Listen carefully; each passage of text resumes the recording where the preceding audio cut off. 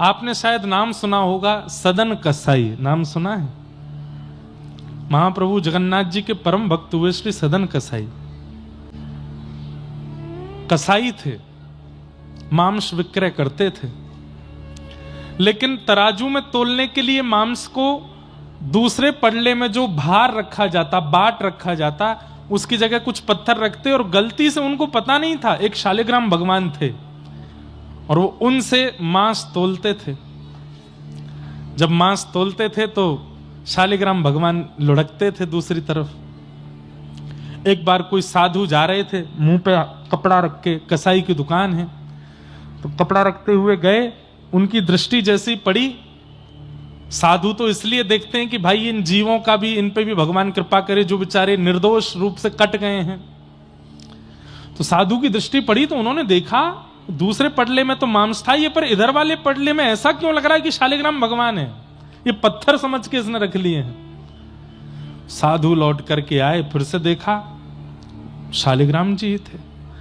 उन्होंने कही भैया भैया, ओ भैया देवता, तुम जो कर रहे हो ना ये तो पाप है ही, पर उससे भी बड़ा महापाप तुम ये कर रहे हो कि तुमने दूसरे पडला में ठाकुर जी धरे हैं। सदन कसाई भले ही कसाई थे लेकिन हृदय से बड़े सरल थे। महाराज जी मुझे पता नहीं था। बोले भगवान है, इनको हमें दे दो। महात्मा ले गए। कथा सबको पता है, मैं सूक्ष्म में जो मूल बात है उस पर आऊंगा, लेकिन थोड़ा सुना दूं, जिन्होंने नहीं सुनी वो सुन लो। सदन कसाई के यहां से ठाकुर जी को ले गए।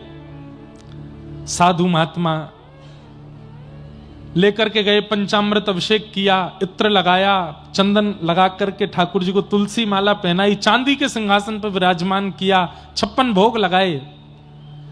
रात्रि में स्वप्न में ठाकुर जी आ गए और स्वप्न में आके ठाकुर जी बोले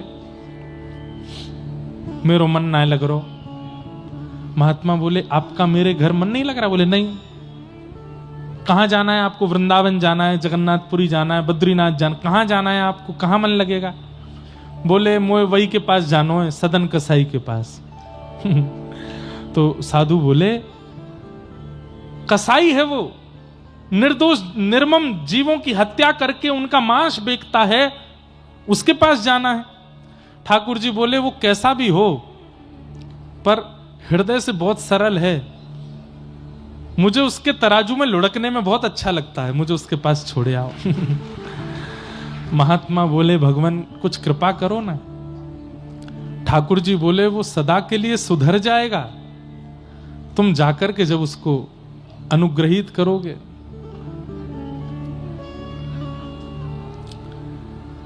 महात्मा गए, शालिग्राम जी लेकर के आए तो सदन कसाई उठ गए। बोले भगवान और कुछ लेने आए हैं क्या?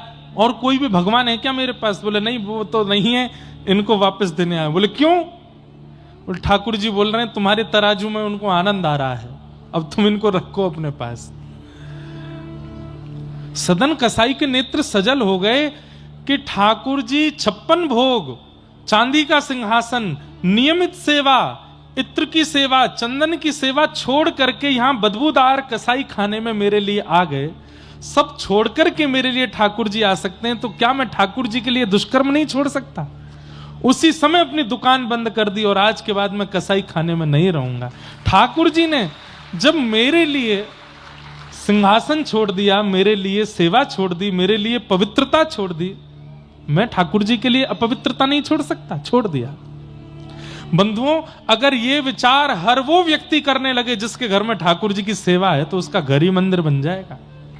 सोचिए, आप सबके घर में जो ठाकुर जी विराजमान हैं, या तो वो अयोध्या से आए हैं, या तो वो वृंदावन से आए हैं, या तो वो जगन्नाथपुरी से आए हैं, या वो द्वारिका से आए हैं। एक बार विचार करो, ठाकुर जी मेरे लिए धाम छोड़ करके आ गए, मैं ठाकुर जी के लिए दूषित काम नहीं छोड़ सकता? मैं क्या ठाकुर जी के लिए अपने घर को पवित्र नहीं रख सकता? यशोदा मैया की गोद में पलने वाले ठाकुर जी मेरी गोद में बैठ के श्रृंगार करा रहे हैं, मैं इनके लिए शुद्ध नहीं हो सकता? इतना विचार करने मात्र से ठाकुर जी की सेवा आपको प्राप्त हो जाएगी। तो सदन कसाई ने नियम ले लिया कि अब मैं जगन्नाथ जी का दर्शन करने जाऊंगा। तो अब मूल कथा जो हमको सुनानी थी कि ठाकुर जी सब जानते हैं, उनसे कुछ छुपा नहीं है। तो सदन कसाई जगन्नाथपुरी के लिए निकले। सुंदर रूप था उनका, सुंदर थे। एक नगर में पहुंचे तो वहां एक नगर पर एक मनचली एक रहती थी। विवाह उनका हो चुका था, लेकिन उनके मन किसी पे भी आ जाते थे। सदन कसाई को जब उन्होंने देखा तो इनके ऊपर उस स्त्री का मन आ गया। रात्रि का समय, सदन कसाई तो अपने मार्ग पे ही चद्दर सी लगा के सो गए। सुबह उठ के निकलना है, पुरी के मार्ग पे थे, पुरी जा रहे थे। बहुत ध्यान से सुनिएगा। उस स्त्री का इन पर मन आ गया, इनकी दृष्टि भी उस स्त्री पर पड़ी, तो इन्होंने तो दूर से उसको प्रणाम किया। सबको प्रणाम करते थे। तो उस स्त्री ने इनको कोई इशारा किया जिसको ये समझ नहीं पाए, और इशारे में उस स्त्री ने ऐसा कहा कि अगर तुम मुझे स्वीकार करो तो मैं अपने पति का वध करके तुम्हारे साथ आ जाऊंगी। ऐसा कुछ इशारा किया। लेकिन सदन कसाई तो बड़े भोले भाले, इन्होंने तो हाथ ही जोड़ के हाँ हाँ कर दी होगी कुछ, और उस स्त्री ने अपने पति का वध कर दिया। और वध करके आ गई इनके पास, बोले अब मुझे स्वीकार करो। सदन कसाई बोले, मैया, माता, देवी, मैं तो ठाकुर जी से मिलने के लिए निकला हूं, संसार में फंसने के लिए नहीं आया हूं। यदि संसार मेरी इच्छा होती तो मैं तुम्हें स्वीकार कर लेता, लेकिन ठाकुर जी मेरी इच्छा है, ठाकुर जी मेरी गति है, उनको छोड़ मैं ये संसार में नहीं पड़ना चाहता। आप मैया मुझे पुत्र मान लो, मुझे भैया मान लो, लेकिन मैं आपका पति नहीं बन सकता। अब वो स्त्री तो बोली, अरे तेरी वजह से मैंने अपने पति के वध कर दिया। बोले सदन कसाई, तुमने मार दिया उनको? बोले हाँ। बोले मैंने इशारा तो किया था। बोले मुझे क्या पता कि तुम क्या इशारा कर रही हो। अब उस स्त्री ने पूरे नगर में हल्ला कर दिया कि इनके कहने पर और इसी ने ही मेरे पति को मरवाया है, ऐसा करके पूरा दुष्प्रचार कर दिया। सदन कसाई दुखी नहीं हुए, जगन्नाथ जी से बोले, हे जगन्नाथ, एक बार इन नेत्रों को आप दिख जाते, फिर भले ये जीवन में ये सारे प्रमाद आ जाते तो मैं सह लेता। आपका दर्शन हुआ नहीं, आपके धाम आ नहीं पाया, आपका महाप्रसाद मिला नहीं, उससे पहले ये सारे षड्यंत्रकारी मुझको रोक रहे हैं। हे नाथ, एक बार दिख जाओ, फिर भले ही मेरे साथ कुछ हो जाए, मुझे चिंता नहीं, पर अभी मुझे दर्शन तो दे दो एक बार। राजा, जो उस नगर का राजा था, उसने सदन कसाई को बुलाया और कहा, देखो इस स्त्री ने जो आरोप लगाए हैं उससे तुम दोषी साबित होते हो। बताओ तुम्हें क्या दंड दिया जाए। जो तुमने किया है उससे मृत्युदंड ही तुमको मिलना चाहिए। सदन कसाई बोले, देखिए मुझे मृत्युदंड स्वीकार है, पर मैं एक कार्य के लिए निकला हूं, वो करके आ जाऊं, फिर मुझे मार दीजिएगा। तो जनता चिल्लाने लगी। जनता सबसे पहले समर्थन में आती है, नहीं नहीं नहीं नहीं, इसको मारना है, और हमने तो देखा था, इसने इशारे किए थे। सदन कसाई बोले, तीसरा आदमी नहीं था वहां पे, फिर भी देखो सब राग में आलाप ले रहे हैं, हमने देखा था, हम इसके सबूत हैं, हम गवाह हैं, इसको मृत्युदंड दो। राजा बोले, भैया देखो, जिसको मृत्युदंड देते हैं उसकी अंतिम इच्छा भी माननी पड़ती है। उसकी अंतिम इच्छा यह है कि मैं दर्शन कराऊं फिर मार देना, तो नहीं नहीं, आप ऐसे कैसे छोड़ तक, आप राजा हैं, हमको न्याय दिलाइए, हम इस अबला नारी के साथ में हैं, इसको न्याय मिलना चाहिए। राजा ने सदन कसाई को देखा, बोले, भैया तेरी तरफ एक भी वोट नहीं है, अब क्या करूं मैं। सदन कसाई बोले, एक काम कर दीजिए। बोले क्या? मुझे मृत्युदंड लौटने पर दे दीजिएगा, पर अभी इन सबको संतोष हो जाए, मेरे दोनों हाथ काट दीजिए, आप मेरी दोनों भुजाएं काट दीजिए। राजा ने सब लोगों से कहा, बोले भैया ये भी छोटी बात नहीं है, कोई व्यक्ति अपनी भुजा आगे कर रहा है कि काट दीजिए, वो किसी काम का नहीं रह पाएगा जीवन भर, मृत्युदंड भी इसको दे देंगे, लेकिन इसकी भुजा काट देते हैं। तो सब बोले, हाँ भुजा काटो, कुछ तो करो, लेकिन दोनों भुजाएं काट दी सदन कसाई के। कोई दोष नहीं था उनका, निर्दोष। और बंधुओं, जब निर्दोषों को दंड दिया जाता है ना, तो फिर केस ठाकुर जी की अदालत में पहुंच जाता है। फिर ठाकुर जी देखते हैं, उस निर्दोष को चाहिए सबूत ना प्रस्तुत करे, प्रतीक्षा करे, ठाकुर जी लेके आएंगे सब कुछ। सदन कसाई के दोनों हाथ काट दिए। सदन कसाई रो तो रहे हैं लेकिन प्रसन्नता में रो रहे हैं। किसी शुभ चिंतक ने आकर के पूछा, तुम्हारे दोनों हाथ काट दिए, तुम्हारे दोनों हाथ काट दिए, तुम फिर भी हंस रहे हो, तुम फिर भी प्रसन्न हो, क्यों?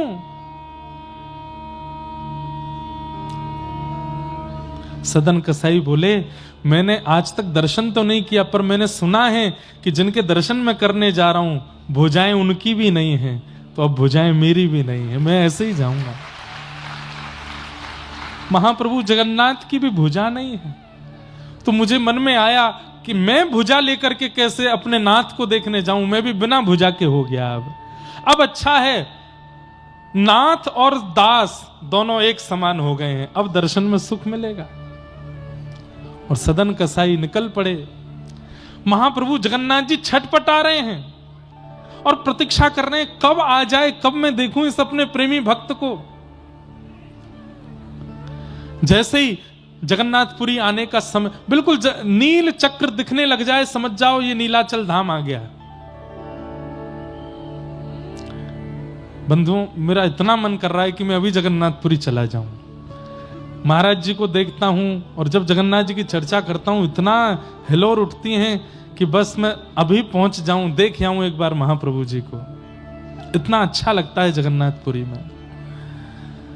जैसे ही नील चक्र दिखाई दिया, मंदिर का नील चक्र किलोमीटरों दूर से दिखाई दे जाता है जगन्नाथपुरी में। आहा, नृत्य करने लगे सदन कसाई, लेकिन इतना रक्त निकल चुका है कि शरीर में अब ताकत नहीं चलने की, तो कभी कभी बेहोश होकर गिर जाते हैं। 4-4 घंटे बाद होश आता है, फिर उठ के चलते हैं, फिर गिर जाते हैं। महाप्रभु जी से वहां सहन नहीं हो रहा। पुजारियों को अनुभव हुआ कि जगन्नाथ महाप्रभु अपनी वेदी पर हिल रहे हैं। एक पुजारी ने जाकर के प्रार्थना की, महाप्रभु जी आप उत्सुक लग रहे हैं, आप बड़े प्रसन्न लग रहे हैं, कोई आज्ञा हो तो हम सेवकों को आज्ञा कीजिए। तो महाप्रभु जी ने आज्ञा की, मेरा एक भक्त आया है और वो यहां तक पहुंचने में बड़ा दुर्बल हो रहा है, पालकी लेकर के जाओ, उसको लेकर के आओ, उसको बैठा करके लाओ। मेरा परम भागवत भक्त आया है, उसको लेकर के आओ। पुजारी बोले, भैया देरी नहीं करो, जल्दी पालकी लेकर। अब पालकी लेकर के जगन्नाथपुरी के द्वार पर पहुंचे। वहां तो हजारों भक्त थे। ठाकुर जी ने ये तो बताया नहीं कि कौन सा भक्त। पालकी देख करके भक्त बोले, भैया पालकी क्यों आई? बोले, ठाकुर जी ने कहा है मेरा जो परम भक्त हो उसको इस पालकी में बैठा के लाना है। तो उन भक्तों में लड़ाई होने लगी। बोले, मैं परम भक्त हूं। दूसरा बोला, नहीं तू नहीं, मैं हूं। क्यों? मैं 500 किलोमीटर पैदल चल के आया। कोई बोला, मैं दंडवती करता हुआ आ रहा हूं, मैं परम भक्त हूं। कोई बोला, मैंने अन्न छोड़ दिया, मैं परम भक्त हूं। पालकी पे चढ़ने वालों में लड़ाई होने लगी। दूर खड़े सदन कसाई बोले, कोई तो बैठे पालकी पे, तो नाथ से पहले उस परम भक्त का दर्शन हो जाएगा जिसके लिए ठाकुर जी ने पालकी भेजी है। मतलब भक्त को कभी यह अभिमान नहीं होता कि मैं भक्त हूं। अपने किसी नियम का, क्रम का यदि आपको अभिमान है कि मैं तो ये नियम करता हूं, मैं तो ये, तो आप समझ जाइए कि ठाकुर जी आपके लिए पालकी कभी भेज ही नहीं सकते। सदन कसाई की तरह हो जाए, वो अपने लिए सोच रहे मैं तो परम भक्त हूं ही नहीं, इनमें से कोई परम भक्त होगा, वो जब पालकी पे बैठ जाएगा तो अच्छा है, ठाकुर जी से पहले उस परम भक्त का दर्शन होगा। पर वहां इतनी लड़ाई हो गई कि पुजारियों को खाली पालकी लेके जाना पड़ा। जब पहुंचे तो महाप्रभु जी बोले, हे तुम लेके नहीं आए? ठाकुर जी, वहां तो घमासान मची है, सब लड़ रहे हैं, हम बैठेंगे पालकी पे, हम बैठेंगे पालकी पे। आपने परिचय तो बताया नहीं कि आपका जो भक्त है उसका हुलिया कैसा है, ये तो बता दो। महाप्रभु जगन्नाथ जी के नेत्र सजल हो, बोले, जैसा मैं हूं वैसा ही वो है, उसकी भी भुजा नहीं है, वही है मेरा परम भक्त। जैसा मैं हूं वैसा ही मेरा वो परम भक्त है, उसको लेके आओ।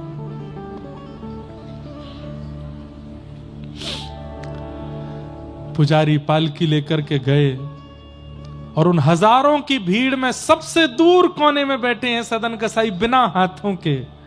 पुजारियों के नेत्र में सजल हो गए, दौड़ करके गए, सदन कसाई को उठाने लगे। बोले, बैठो पालकी में, तुम्हारे लिए पालकी भेजी है। सदन कसाई रो रहे हैं, आपने गलती की होगी, भूल हो गई होगी, अरे ठाकुर जी ने कोई नाम बताया होगा, पता बताया होगा, मैं नहीं हो सकता, मैं परम भक्त, मैं तो जीवन भर कसाई रहा हूं, कितने जीवों को मार मार के उनका मांस बेका है मैंने, और अभी भी एक आरोप में बस कुछ दिन की बरी होकर के आया हूं, जाकर के मुझे मृत्युदंड मिलना है, मैं तो बहुत बड़ा आरोपी हूं, बहुत बड़ा पापी हूं, मैं इस पालकी का अधिकारी नहीं हो सकता। आप महाप्रभु जी से पूछ के आइए, दोबारा कोई और भक्त होगा।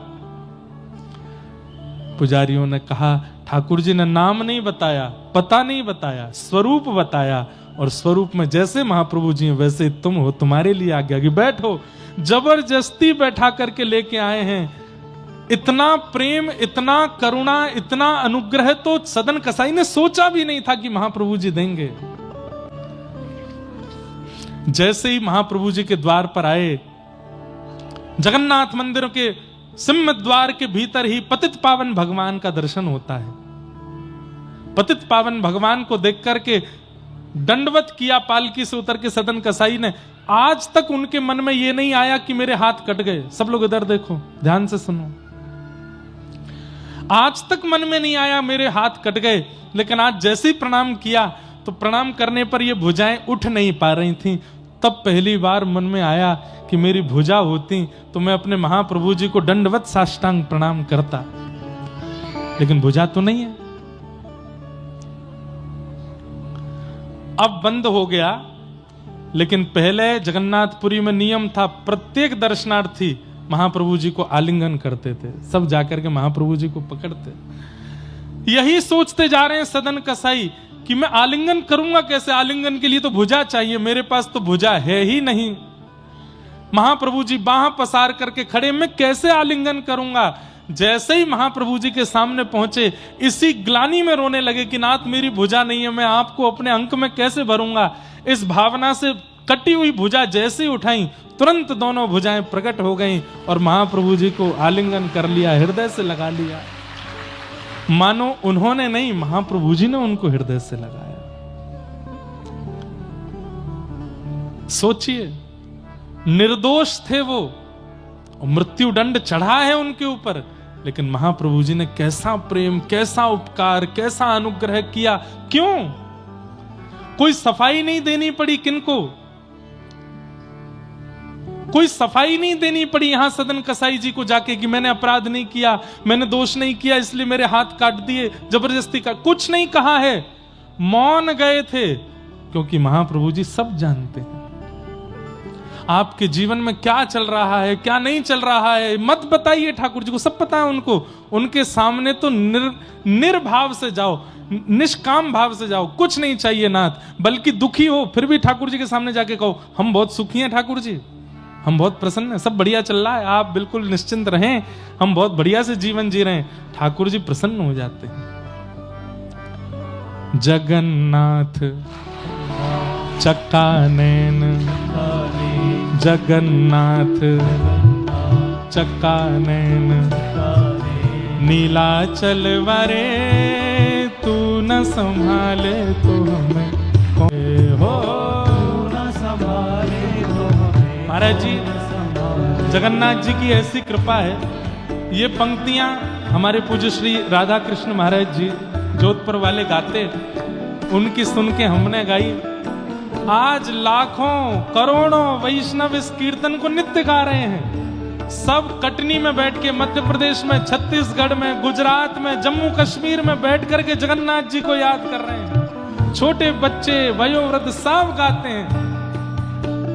हमें इतनी प्रसन्नता होती है कि महाप्रभु जगन्नाथ जी का सब नाम तो बोलते हैं, सब उनको याद तो करते हैं, और वास्तव में जो भी इस कीर्तन को गा रहे हैं वो जगन्नाथ जी को याद नहीं करते, जगन्नाथ जी उनको याद कर रहे हैं, तभी वो गा रहे हैं। गाइए, जगन्नाथ चक्कानैन, नीलाचल वरे तू न संभाले तो हमें कौन संभाले हो, न संभाले तो हमें कौन संभाले, तू न संभाले तो हमें कौन संभाले हो, तू न संभाले तो हमें कौन संभाले। मेरी ये नैया है अब तो तेरे हवाले, मेरी ये नैया हाँ मेरी ये नैया है अब तो तेरे हवाले, मेरी ये नैया है अब तो तेरे हवाले। अरे तू न संभाले तो हमें कौन संभाले हो, तू न संभाले तो हमें कौन संभाले। हाँ तू न संभाले तो हमें कौन संभाले हो। तू न संभाले ऊंचे स्वर में गाओ, हे जगन्नाथ चक्का नैन, जगन्नाथ चक्का नैन, नीलाचल वारे तू न संभाले तो हमें कौन संभाले हो। तू न संभाले तो हमें। श्री जगन्नाथ महाप्रभु की।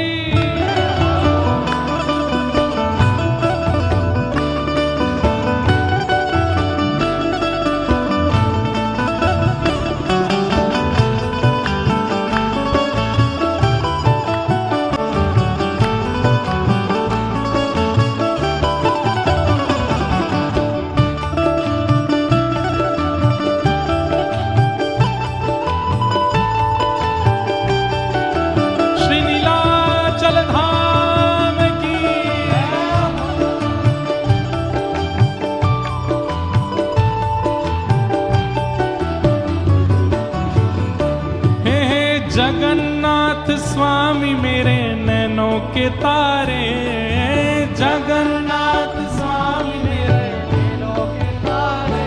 हाँ जगन्नाथ स्वामी मेरे नैनों के तारे, जगन्नाथ स्वामी मेरे नैनों के तारे।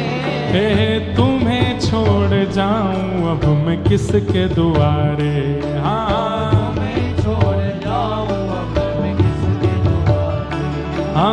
तुम्हें छोड़ जाऊं अब मैं किसके दुआरे हो। तुम्हें छोड़ जाऊं। सब लोग गाओ, हे जगन्नाथ चक्का नैन, हाँ जगन्नाथ हे चक्का नैन, हे जगन्नाथ चक्का नैन, नीलाचल वारे संभाले तो हमें कौन संभाले हो। तू न संभाले तो हमें कौन संभाले। हे मेरे सब्र काज स्वामी आप संभाले, मेरे सब्र काज स्वामी आप संभाले। हाँ मेरे सब्र काज स्वामी आप संभाले,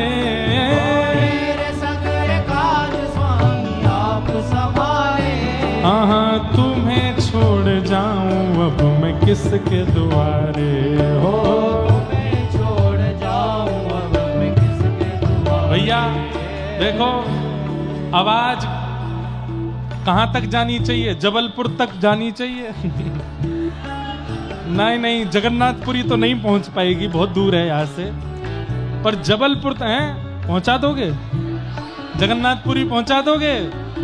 अरे महाप्रभु जी आपकी आवाज नहीं पहुंच पाए पर महाप्रभु जी जरूर सुनेंगे, फिर भी पूरे बेग के साथ बोलो, हे जगन्नाथ चक्का नैन, जगन्नाथ चक्का नैन, मेरे जगन्नाथ मेरे जगन्नाथ मेरे जगन्नाथ हे चक्का नैन, नीलाचल वारे तू न संभाले तो हमें कौन संभाले हो। तू न संभाले तो हमें कौन संभाले, तू न संभाले तो हमें कौन संभाले। तू न संभाले तो हमें कौन संभाले। हे बलभद्र और सुभद्रा संग आप विराजे, बलभद्र सुभद्रा संग आप विराजे। हे बलभद्र सुभद्रा संग आप विराजे, बलभद्र और सुभद्रा संग आप विराजे। हे नीलाचल धाम में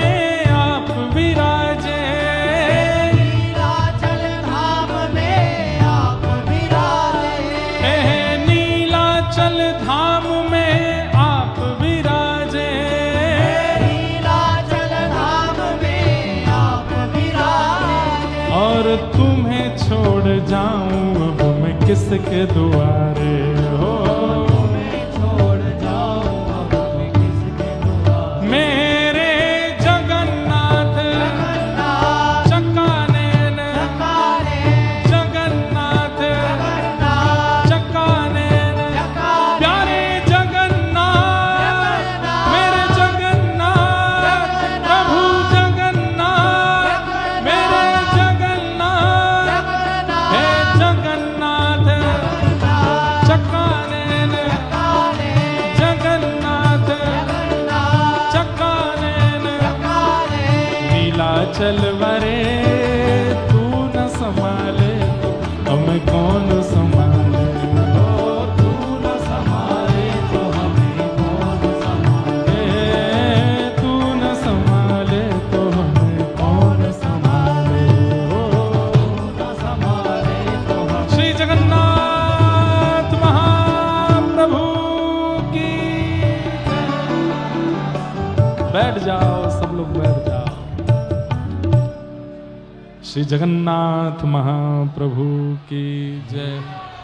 महाराज, जगन्नाथपुरी में सब कुछ महा है। दुनिया में प्रसाद होता है, वहां महाप्रसाद है। दुनिया में समुद्र होता है, पर वहां पर महोदधि है। दुनिया में प्रभु होते हैं, पर वहां महाप्रभु हैं।